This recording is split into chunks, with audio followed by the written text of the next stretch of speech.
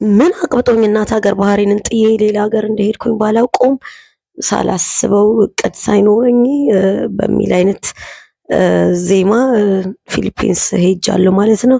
እጄ ላይ ዝም ብዬ ለክፉ ለደጉም ብዬ አንድ ወደ 40 ዲናር የሚሆን ወደ እነሱ ብር ቀይሬያለሁ።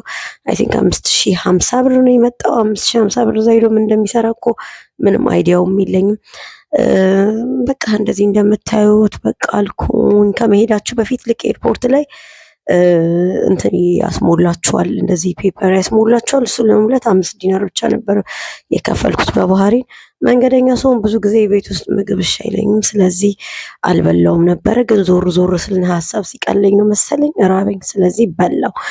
እንደዚህ ከአውሮፕላን ውስጥ ከገባው በኋላ ደግሞ ይህ የ8 ሰዓት በረራና ረጅም ስለሆነ ፊልም ማየት ነበረብኝ። ስለዚህ በተቻለኝ መጠን ራሴን ሪላክስ ለማድረግ ምክንያቱም ሁሌ ባህሬንም ኳታርም ኩዌትም ሲሄድ የ4 ሰዓት በረራ ብቻ ነበር የምሄደው። ስለዚህ ሳላስበው እንደውም አሁን ቀረ እንጂ ስንወርዶ ብለን አጨብጭበን ነበረ በቃ የምንወርዶ የነበረው በኢትዮጵያ አየር መንገድ። እዚህ ግን እንደዛ አይደለም። ስለዚህ የምጓዝበት የአየር መንገድ ገልፍ ነበረ። በጣም ደስ ይላል እውነት ለመናገር። ልክ ፍላይቱ ፉል ነበረ አርኖ ሰምሃው እኔ የተቀመጥኩትኝ ኤግዚት የሚባለው ግን እንትን ላይ ነው መቀመጫ ነው። ይሄ ኤግዚት ያለበት ጋር እንደዚህ ድንገት አደጋ ቢፈጠር ምን ቢል ታግዥኛለሽ ምናምን ይባላል።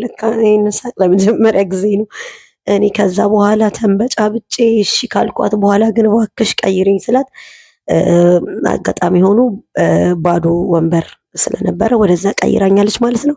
እንደዚህ እንትን የምትሉ ከሆነ መቀየር ትችላላችሁ። ከዛ በኋላ የምታዩትን ይሄንን የሚጣፍጥ በሪያኒ ሰላጣይን፣ ያው መተኛት በረራ ላይ አይፈቀድም፣ መጠጣትም ያው ብዙ አይመከርም። ባተኙ ባጠጡ ይመረጣል ነው እንጂ ይፈቀዳል። እችን ቢራፌ ላይ ጣል አደረግኩኝ። ከዛ በኋላ እኔ በጣም አተራም ስለሆንኩኝ ሆዴንም ወድ ሴት ስለሆንኩኝ ዝም ብዬ ቡናዬንም ጠጣሁኝ። ከዛ በኋላ ሊነጋጋ አካባቢ ስንደርስ እንደዚህ የብሬክፋስት ታይም ነበረ የደረስኩትና ተመልሰው እንደዚህ ትንሽ ስናክና ቡና ሰጡኝ።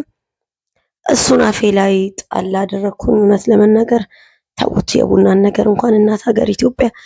ከዛ እንዴት አደርሽ ፊሊፒንስ ብዬ ልክ ስትወርዱ ይሄንን ይመስላል። እንዴት ደስ እንደሚል በታሪክ ጥቁሯ ተሳፋሪ እዚህ ፕሌን ላይ እኔ ብቻ ነበርኩኝ። ሌላ ጥቁር ተሳፋሪ አላየሁኝም ነበረ። ከዛ በኋላ እንደዚህ ስወርድ እንደዚህ ስለ ኤርፖርታቸው ምንም መናገር አልችልም፣ ምክንያቱም ገና ነኝ ለመፍረድ። ግን ልክ እዚህ እንደዚህ ተሰልፋችሁ እንትን ስትደርሱ ለምን እንደመጣችሁ መመለሻ ትኬት እንዳላችሁ የመጣችሁበትን ፐርፐዝ ሆቴላችሁና የመሳሰለውን ማሳየት ይጠበቅባችኋል። በሌላ ቪዲዮ እስከምንገናኝ ቻው።